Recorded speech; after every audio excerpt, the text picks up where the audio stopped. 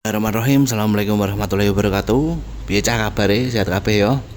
Iki video terakhir aku nyeritani Mbah Warto. Saurunge kaya biasane sepurane lek teko ngarep apa teko njaba akeh apa swara-swara bising sing mlebu ning nggonane video iki. Mergane aku tag videone iki ora bengi-bengi banget soalnya lek bengi aku ya merinding ya nyeritani cerita horor ngene iki. Wes langsung enak ceritane cah. Dadi cerita diingi kan sing terakhir Mbah Warto kuwi kan digawa karo kanca-kancane mulih ning nggonane omahe Mbah Warto. Kuwi nggawane mulih piye ya ora diceritakne pokok digawa mulih ya paling ora ya digotong nggawane mergo jaman biyen tahun 70-an arepe piye neh nggawane wong semaput ngono kuwi kan. Akhirnya Mbah Warto ya mung singkat cerita digotong digawa mulih ning omahe diceritakne ning nggonane wong tuane, tapi kan wong tuane urung ngerti apa kedadian sebenarnya sing dialami karo Mbah Warto iki mang. Begitu wis teko omahe, Mbah Warto wis digledakne ning kamare, kanca-kancane padha nyeritakne ning gunane wong tuane Mbah Warto. Kanca-kancane iki mung pamit mulih ning gone wong tuane. Terus wong tuane iki ya nelongso nyawang Mbah Warto, ibuke ya ngomong, "Walah to, Warto kok awakmu sampe kaya ngene iki nek apa?" Dinteni suwe-suwene dinteni jam 3, jam 4 meh subuh ngono ae Mbah Warto ki tangi teko semapute. Akhire wong tuane iki mung takok lah ning gone Mbah Warto. "Nyapa to Le, nek apa kok sampean ki sampe semaput digawa kanca-kancamu kok balik desa mulih ning omah wong diingi wis praira mlebu kok iki wis mlebu pisan kok enek kedadian kaya ngene iki eneng apa jane." Nah, pas kuwi Mbah Warto crita ning wong tuane apa sing dialami, diceritakne kabeh lah karo Mbah Warto. Akhire wong tuane ya penasaran, sakjane nek apa to kok biyen kae awakmu dicethuki kuntilanak ning nggonane Tegalan, terus iki awakmu dicethuki karo pocong loro ning nggonane kantor balai desa. Padahal sak rohku ki ning kantor balai desa ki ya aman-aman ae, ora enek hal-hal sing medeni kaya ngono kuwi. Teko kene Mbah Warto akhire cerita ning nggonane wong tuane. Akhire Mbah Warto iki mengkan critane wong tuane to cah. Mbah Warto ki nyeritakne apa mergo anu ya Bu ya. Aku kapan kae ya sekitar sebulan yang lalu kuwi iki aku dijak karo kancaku. Kancane iki ya sik kanca sak desane Mbah Warto, ya tangga ya sak RT. Tapi kancane iki ora bagian teko Hansip sing ditugasi Pak Lurah kuwi ya. Kancane Mbah Warto iki jenenge Pak Sukarman, diceluke Pak Man ben penak lek ku nyritakne. Ceritane Pak Warto iki mang dijak karo Mbah Sukarman, Mbah Man ya lek ku nyritakne ben penak. Mbah Man iki mang mara ning nggonane wong pinter. Jadi Mbah Warto karo Mbah Man kuwi saumuran, kurang luwih umure padha 14-15 taune lah pas tahun 70-an kuwi. Terus Mbah Warto karo Mbah Man iki mengen mara ning gone wong pinter sing tak maksud nang kene iki ya dalam tanda kutip wong atau mbah sing ngerti karo hal-hal spiritual, supranatural karo gaib-gaib ngono kuwi cah. Mbah Warto iki mung dijak Mbah Man, tujuane Mbah Man kuwi mang jarine arepe golek jimat mergo Mbah Man kuwi arep merantau, arep dijak lunga ning nggonane luar kota karo dulurane arep jak nyambut gawe. Nah, dulurane kuwi omong karo Mbah Man yo lek iso budal lunga ning luar kota ki yo aja kosongan. Tapi yo duwe jimat apa cekelan ngono. Iki menurut kepercayaane Mbah Man karo dulure Mbah Man. Nah, dalam hal ini awak dhewe yo koyo aku lah ora iso melu-melu ikut campur mergo kepercayaane mereka yo wis bene monggo. Akhirnya Mbah Man iki menduwe ide marani wong pinter ngejak Mbah Warto. Wong pinter sing diparani iki mung beda desa karo nggonane Mbah Warto. Desane ya rada adoh jaman biyen nang ndi lek mlaku ngono kan kudu numpak sepeda ontel. Lek ra ngono ra duwe sepeda ontel ya mlaku jalan kaki ngono kuwi kan. Budalah Mbah Warto karo Mbah Man iki mang mara ning nggonane wong pinter sing dimaksud. Mbah Man karo Mbah Warto iki singkat cerita budale ya bengi bar salat Isya ngono kuwi wong loro iki mung budal lah mara nggonane apa ya lek ngarane penake dukun lah penake omong ben penak lek aku cerita sebut saja dukun. Mara lah ning nggonane dukun kuwi mang sing jenenge Mbah Sukma. Mbah Sukma iki ya bukan nama sebenarnya. Jadi kabeh sing tak critakne ning kene iki nama sudah disamarkan semua. Mbah Sukma. Nah, akhirnya Mbah Warta karo Mbah Man iki mara nggonane Mbah Sukma. Mbah Man kan awale cerita ning Mbah Warta. War, aku arep dijak lunga dulurku, iki karo dulurku yo lek iso lunga ki aja kosongan, lek iso yo nggawa cekelan ngono kuwi ben ora kosongan lah awake iki. Terus aku oleh informasi jarene nang nggonane desa sebelah, desa X ngono ae kuwi enek Mbah Sukma sing sekti iso ngkei cekelan, iso ngkei gaman, iso ngkei jimat ngono kuwi. Ya sayu aku terno rono. Mergo Mbah Warta karo Mbah Man ki solmet. Bola plak akhire diterene lah Mbah Man iki mengmara ning nggonane dukun sing jenenge Mbah Sukma. Budhalah Mbah Man karo Mbah Warta iki mengmara nggonane Mbah Sukma mergo taun 70-an dan kendaraan sing enek kuwi kan ya sepeda ontel cah jaman semono. Mbah Man karo Mbah Warta iki sepeda ontel iki ya ora duwe, akhire mereka pun budal dengan cara jalan kaki. Penerangane ya nggih lampu obor kuwi mang.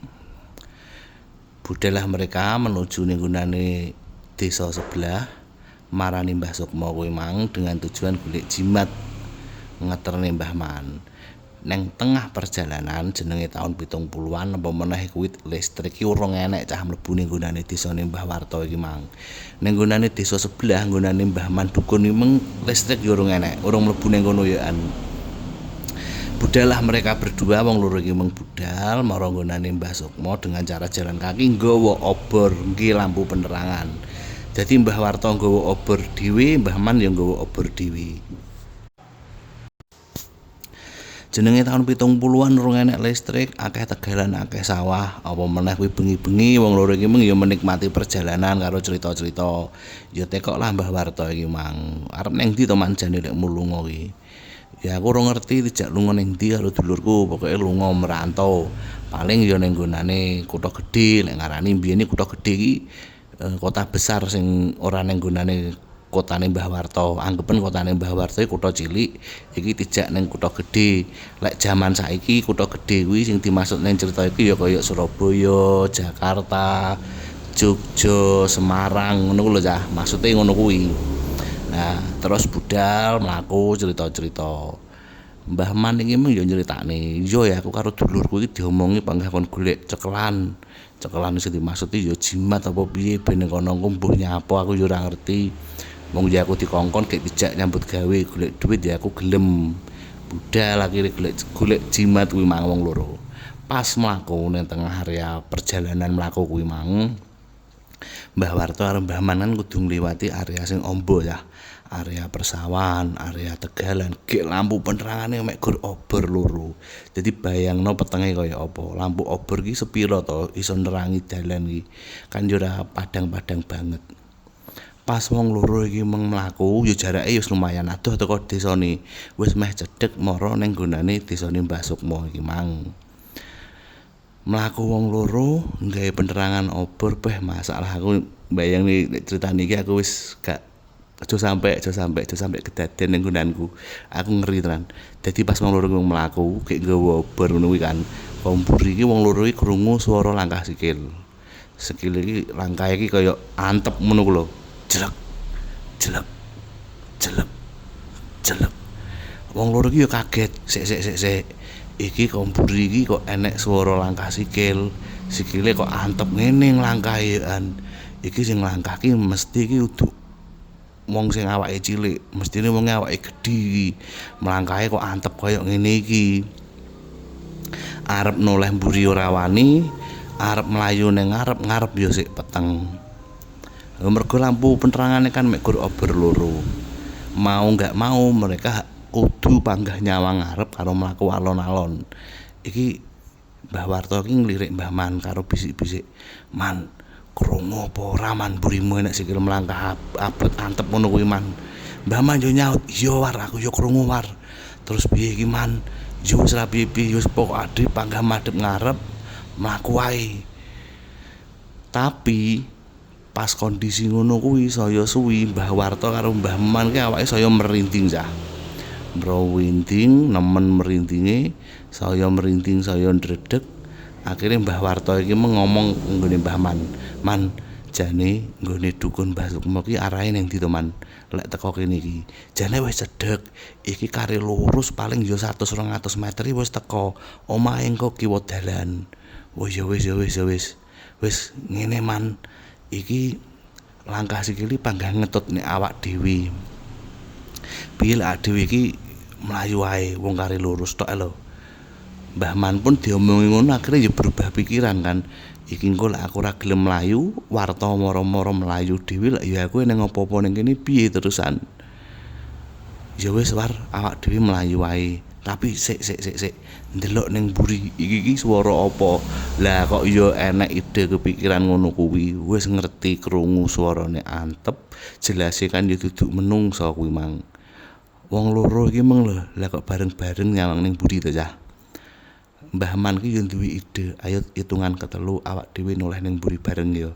1 2 3 ndelalah tenan wong loro iki meng noleh ning mburi begitu noleh ning mburi sing disawang muruh apa cah kuwi gendruwo gedhe dhuwur dadi pas wong loro iki meng noleh ning mburi sing ketok ki mek gur sikile tok sikil sak dengkul ngono kuwi kan ketok to wong lek melangkah ki dengkule nekuk ngono kuwi kan ketok jelek bah ngerti ngono kuwi Mbah Man karo Mbah Warta iki langsung mlayu sipat kuping banter banget mlayu dan begitu wong loro kuwi mlayu sing jarene jarake kurang luwih 100 meter 200 meter kuwi gak ndang-ndang teko dadi wong loro kuwi mlayu banter iki endi omahe endi war omahe endi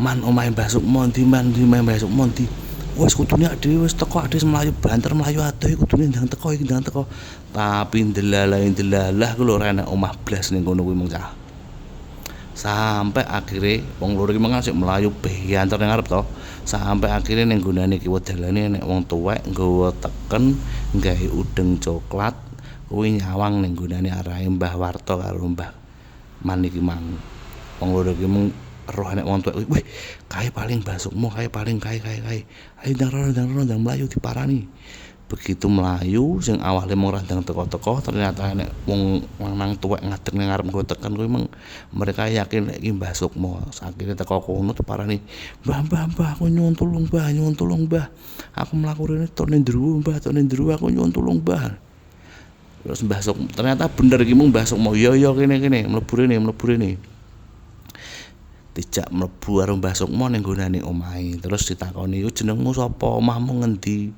nyapa kok mlaku mara rene iki mang cerita lah Mbah Man iki meng Mbah kula memang saking desa mrika mara teng mriki badhe madosi jenengan nggih badhe silaturahmi kalih badhe nyuwun jimat nuwun gaman damel cepengan kula badhe lunga teng luar kota oh iya ora apa-apa wis rasa wedi kae ndruwo ingon-ingonanku lah Mbah Sukma lah kok malah ngomong ngono cah wis ora apa-apa rasa wedi ndruwo ingon-ingonanku wis kene singkat cerita kuwi mang karo Mbah Sukma dirituali lah Mbah Man memang dirituali dikei jimat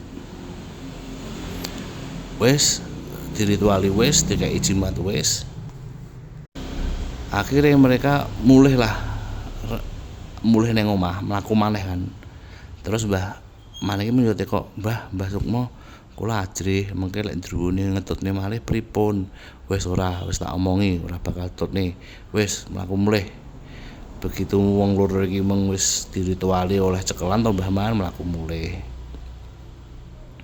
lagi melangkah metu wong gonane Mbah Sukma dukun iki mang Mbah Warta iki diceluk neh cah sik kowe rene oh nggih Mbah enten napa nyoh kowe tak kei yo an wis iki cekeleh disaki nek nanti digawa disaki aja sampe ilang iki engko yo jimat apik njaga kowe engko yo an Mbah Sukma ngomong ngono Mbah Warta kan yo ngomong nggih matur nuwun tapi kula biasane kan ngono kan ngamplopi to cah kei dhuwit ngamplopi ngono kuwi to Mbah Sukma wis rasah nggae amplop-amplopan wis pokok iki gawanen kaya iki cocok kok gawa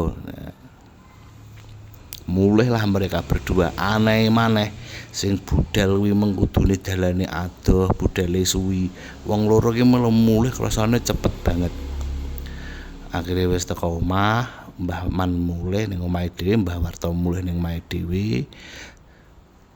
Selanjutnya Mbah Man iki mung wis budal lunga karo dulure. Wis pamitan sak sembarange karo Mbah Warta, wis pamitan. Mbah Warta ya menjalani kehidupannya sehari-hari.